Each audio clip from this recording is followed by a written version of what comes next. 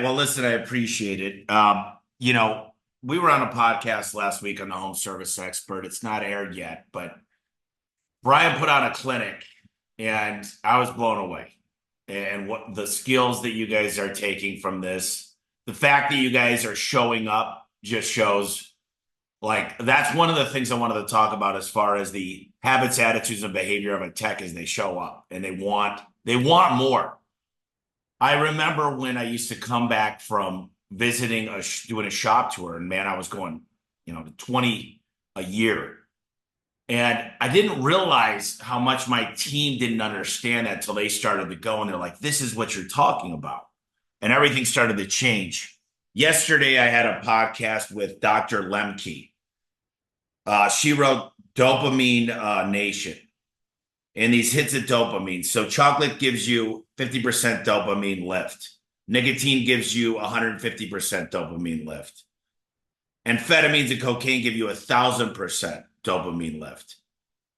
And the way that you get a dopamine lift naturally before we had substances and chocolate is through doing stuff that's hard, like cold plunging or exerting your body.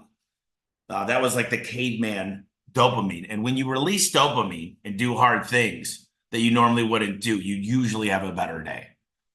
But it was very interesting talking to her because she's very big into addiction and habits. And, some of us, what she highly recommended, I could sum up the podcast like this is don't try to quit everything at once. Don't try to quit drinking and smoking. Don't try to work out every day all at once. Try to do one thing for 4 weeks.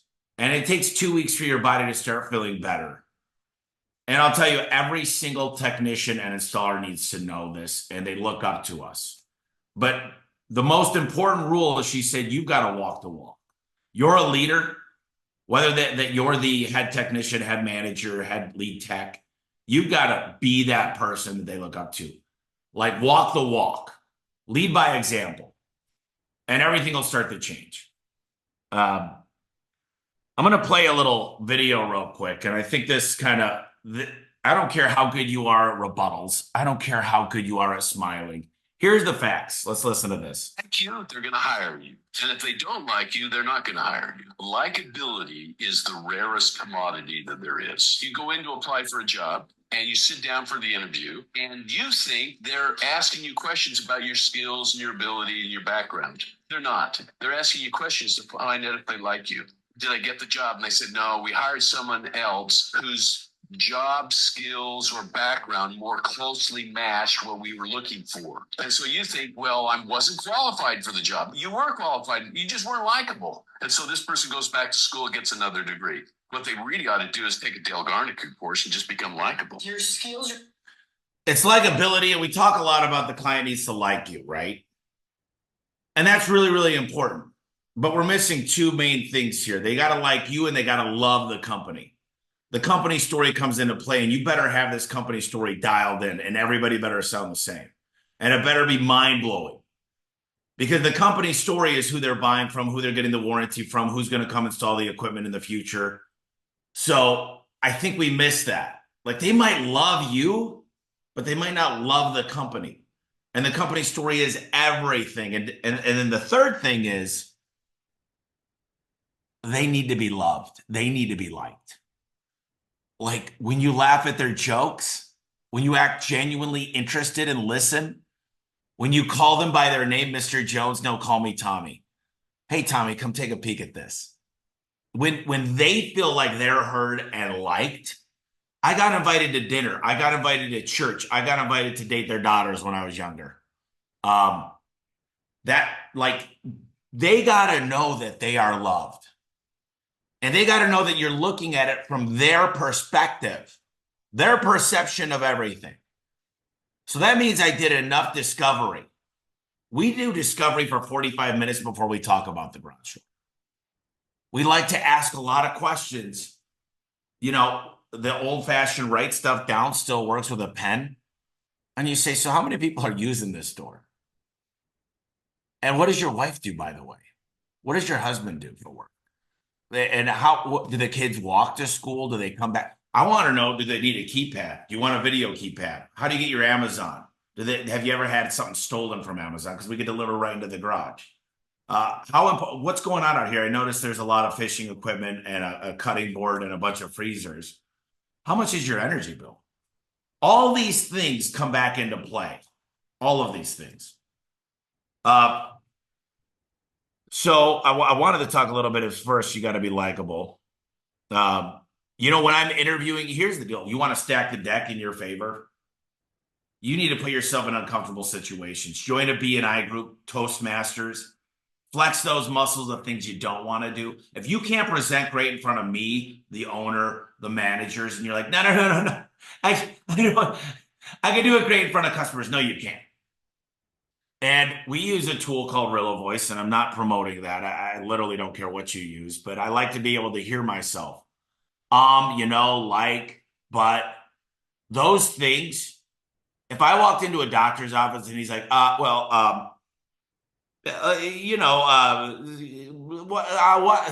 don't we try this? I go, okay, no. But if he said, listen, Tommy, let me ask you a few questions. How's the stress level going and the anxiety? It's pretty good. Work is work. Well, how much are you working? I love work. I'm working probably more than most. Well, listen, are you working out? What would you say your cardio levels? How would you say your diet is overall? And then they ask questions like, are you smoking cigarettes? What is your movement like? I'm going to do a few things. I'm going to look in your eyes, your nose, your ears. I'm going to check your blood pressure. And then after they do all these things, they write you a prescription. And I don't know anybody that says, you know what the doctor does? He says, what's near you? Walgreens or CVS? And he assumes the sale. He goes, here's exactly what you're going to need. And he writes the prescription. Does anybody ever go, well, I'm going to need a few estimates, doc? No, because he is the master. He owns. And I say, listen, the minute we step foot into that garage, we own it. That's ours. And by asking questions, we control the situation. And I really like the mirroring stuff we talked about. Some of the attributes is our best technicians love to come to meetings. They love recognition. They love to be recognized. They love to know that they're above. And recently, a bunch of managers and actually my COO said, I want to find out how much this meeting's costing us.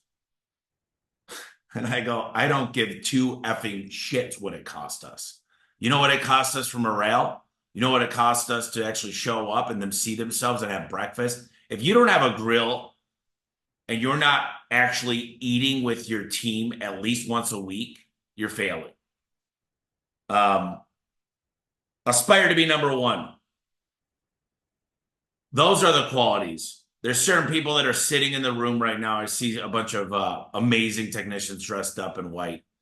There's certain guys in that room that hate to be last, and there's other people that cannot help but be number one. And they'll get bothered. They'll really they're gonna beat their chest. They're gonna hate it when they're not number one. And so I want you guys to go like this. No, I'm kidding. But really, I want people that like to win. I want people that are competitive, that want to bet on themselves. And a lot of people say, at least I wasn't last. A lot of people go, it's not easy. I'm not getting the right clients. The dispatcher doesn't like me. I'm not in a great area. You don't understand my market. You don't even know there's 500 competitors. And they got every reason why they can't win. Instead of picturing every reason why they're going to win. And a lot of us, we're so prejudiced. We judge people by their landscaping. We judge people by their neighborhood. We judge people because it's a older gentleman or whatever it might be. We go in with these assumptions that are limiting beliefs that stop us from succeeding. And you treat people differently.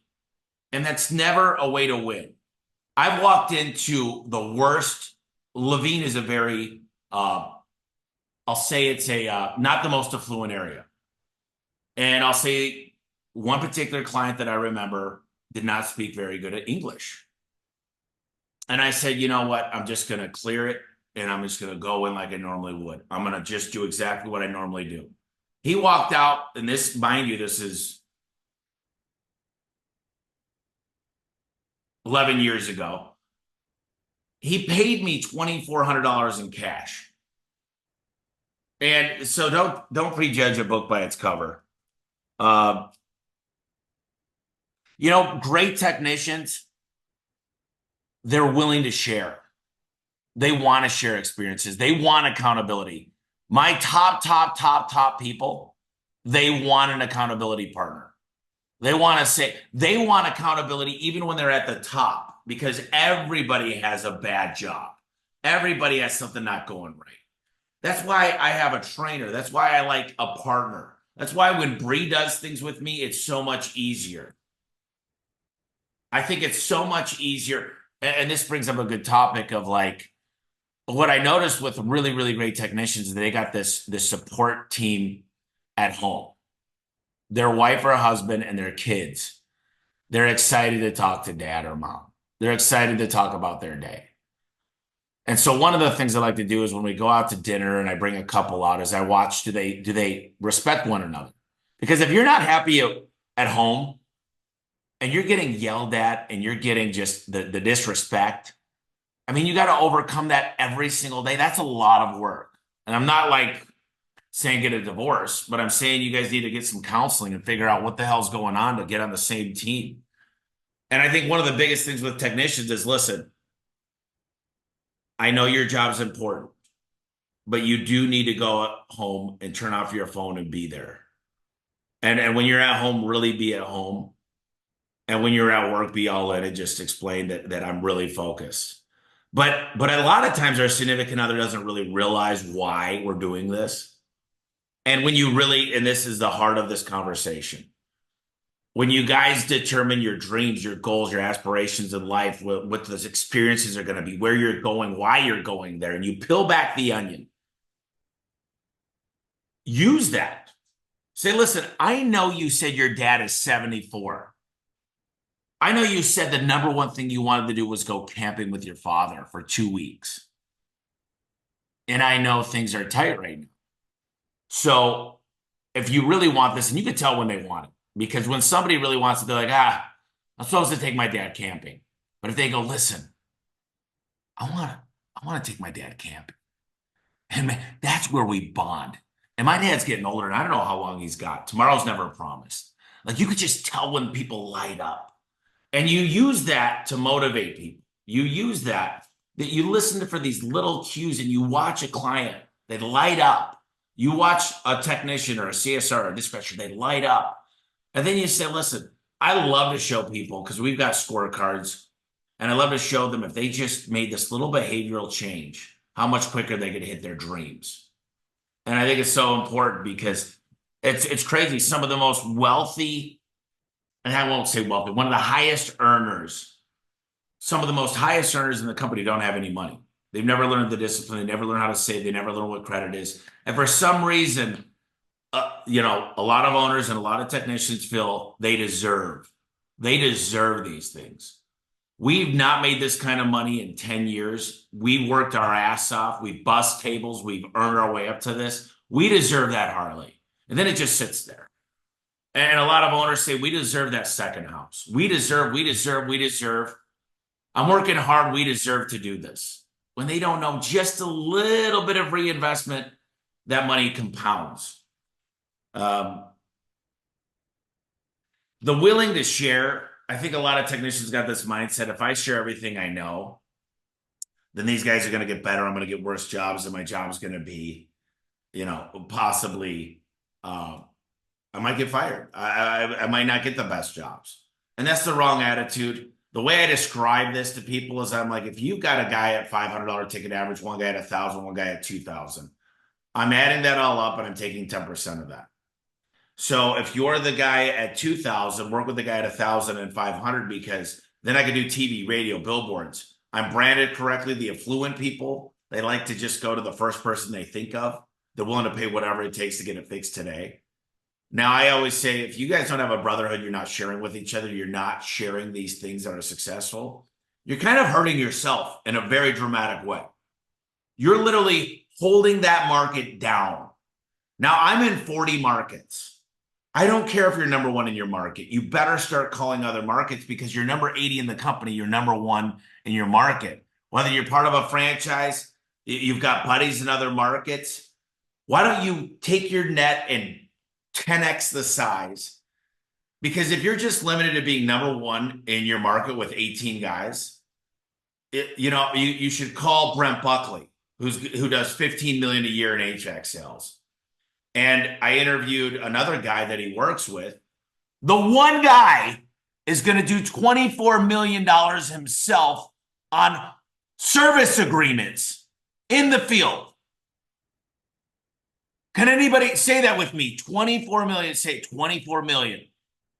I don't hear anybody. 24 million. How many companies that are here are doing 24 million? One guy on service agreements. So when you think your shit doesn't stink and you think you're at the top of the ladder, look around. You know who I hang out with? I had a guy over here last weekend that does 2.4 billion. You want to know why? Because I got a lot of work to do.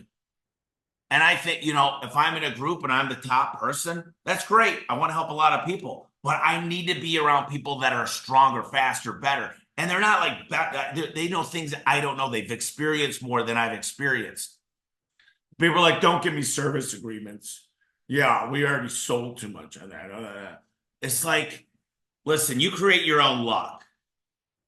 And all I would say, I had this guy come over, another guy, and he's part of YPO. There's only 30 members in Scottsdale. And he goes, hey, every year I make a list of my top 5.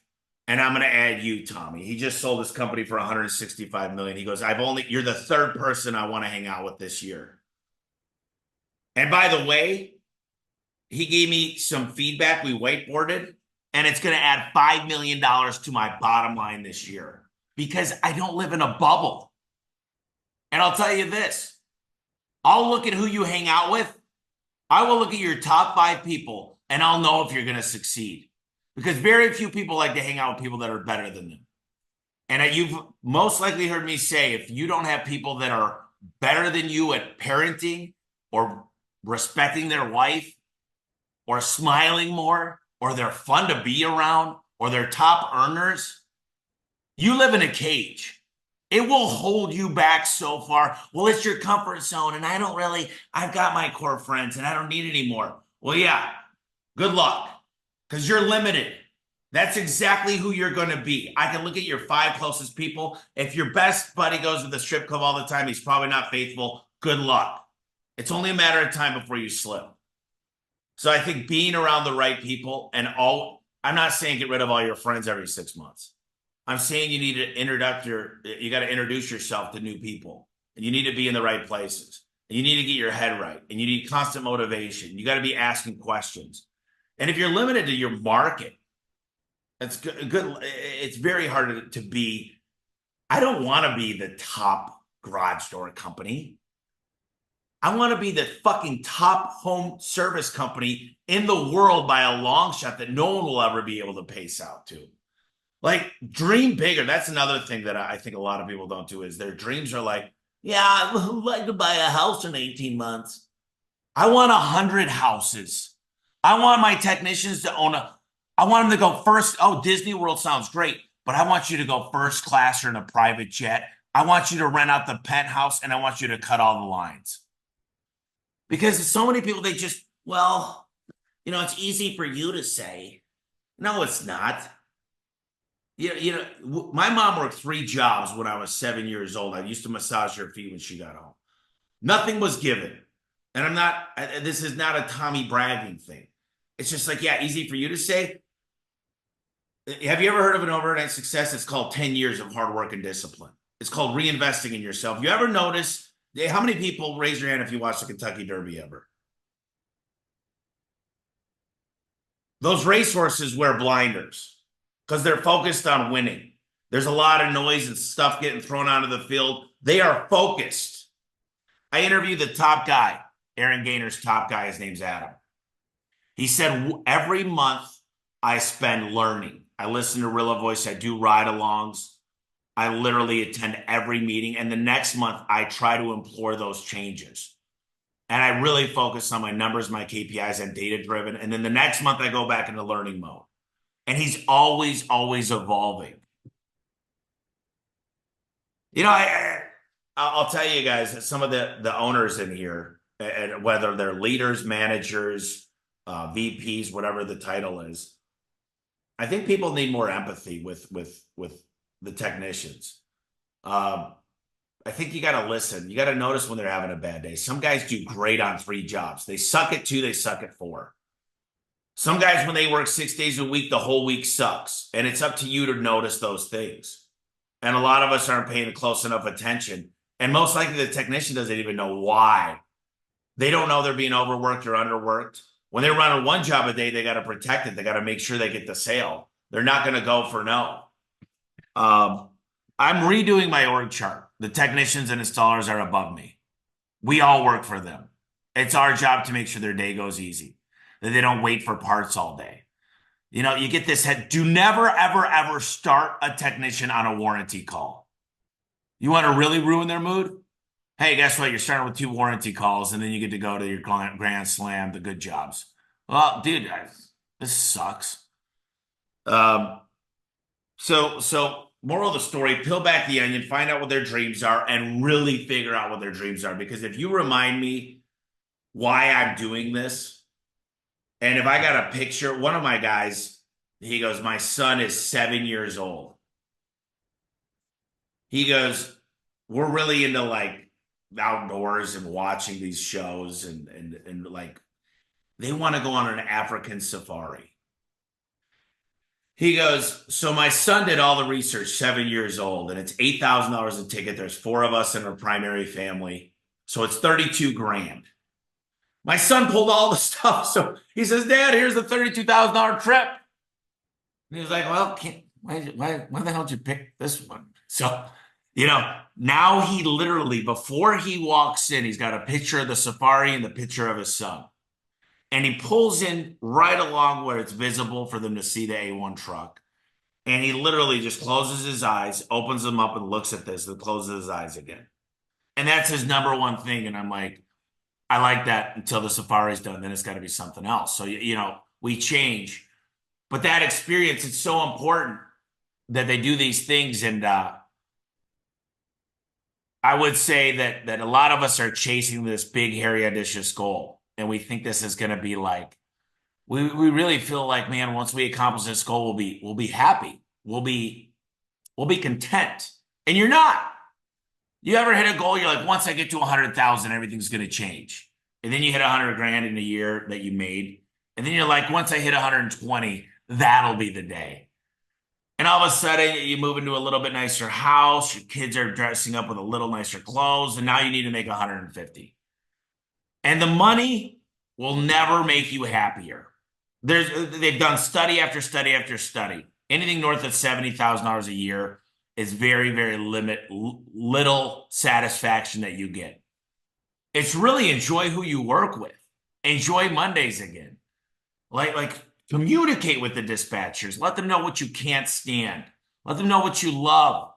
One of my top guys, when I lived in the apartments, he came over. He brought a 6-pack of beer.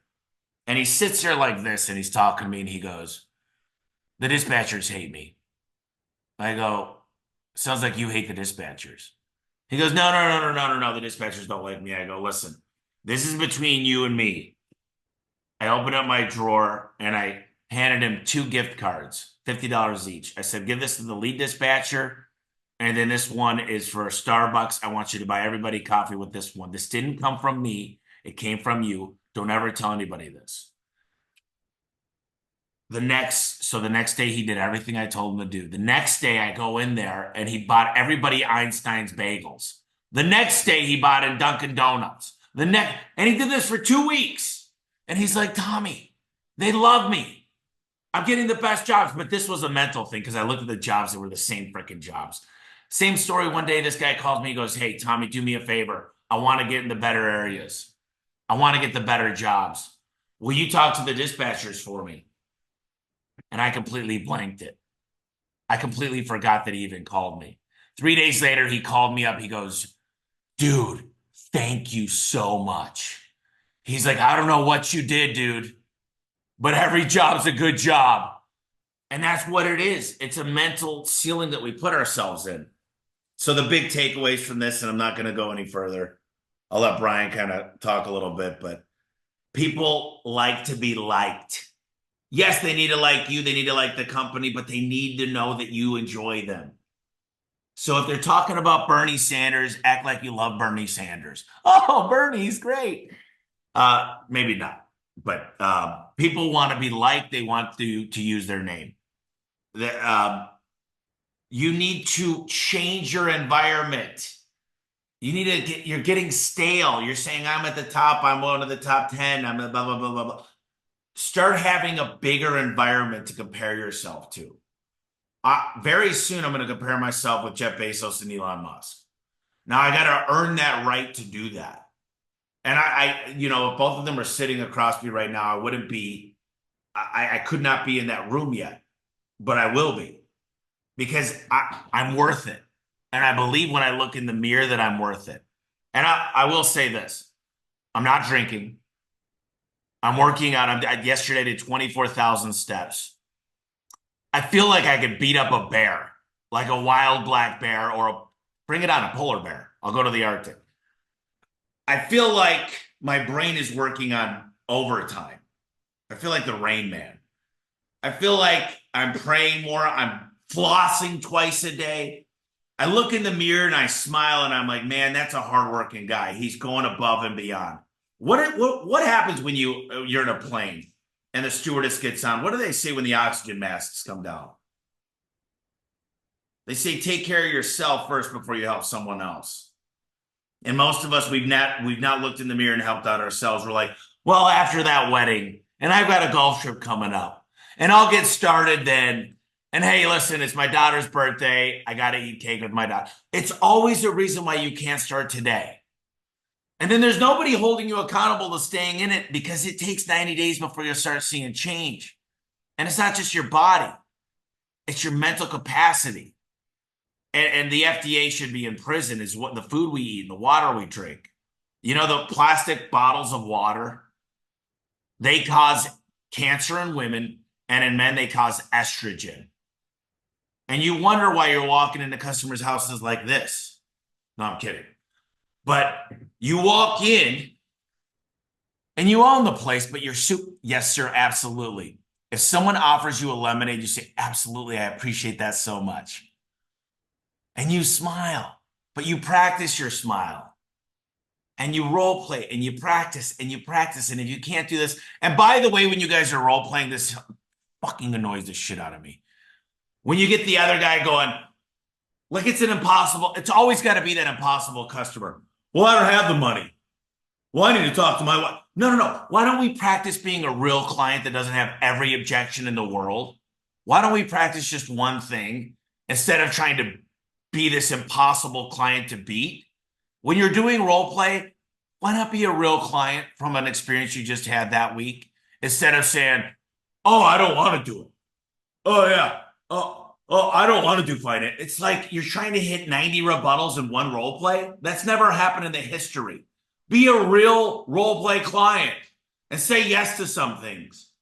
And like I actually want to hire actors from ASU and just give them the scripts because my technicians, when they role play, they're total dicks and they try to like beat up the guy and try to be this impossible client that never existed in the history of mankind. But going back, take care of yourself. Help yourself out. You're worth more. I believe you're worth more, but you know, the problem is I don't think you believe you're worth more. Maybe your parents told you would never become anything great. Maybe you had a grandma that used to just spank the shit out of you and tell you you're never going to be anything. And maybe that's your driving force to do more, but it needs to start coming from a good place, from being the best dad, from being the best husband, from showing up to your parents, to showing up to your coworkers. Because once they see it, once they see you, trust me, you'll change a whole community. You'll change the whole company. But you got to show up. Man, I get a guy that shows up and he's working out. I'm just super impressed. It pushes me to go the extra mile. I get a person that talks about how church is saving their life, whether it's the Quran or the Bible or whatever. I'm like, man, I want that in my life. I want that peace and that serenity. You get somebody that shows up and they're like, I've got the best marriage, and here's how I communicate with my wife, and here's how we put it all on the table, and we don't bring up that bottom drawer baggage. I want to ask them what they're doing. Success leaves clues all over the place, but take care of yourself. You are a you are a superhuman. Your body is capable of doing so many things, and it needs the right fuel. And if you're giving yourself, if it's Monsters and Red Bulls all day, you come home, you're like this when your kids ask you what they're doing. You're like, let's watch a movie. Or go ahead, we'll watch something together. When you eat dinner, you don't ask them questions. You're not engaged. You're not attentive. You're not listening. I would have gave anything for my dad just to play catch and ask me questions for 15 minutes a week. And showing up when it's good at home, things get better. I can keep going, but I just listen. I am super excited I had the opportunity to do this. And thank you guys so much for listening. Brian, I appreciate you doing Wiser Wednesdays. It's absolutely phenomenal.